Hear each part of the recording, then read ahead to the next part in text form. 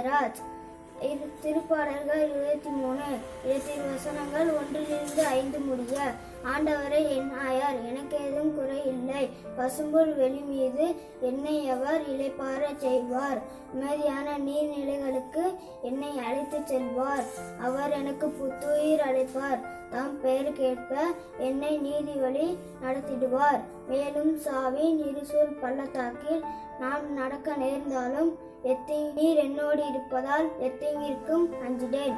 கோலும் நெடுங்கலியும் என்னை தேற்றும். என்னுடைய எதிரிகளின் கண்முன்னே எனக்கு ஒரு விருந்தினை ஏற்பாடு செய்கின்றீர். என் தலையில் நறுமண தைலம் பூசுகின்றீர். எனது பாத்திரம் நிரம்பி வழிகின்றது. இது ஆண்டவரின் அருள்வாக்கு.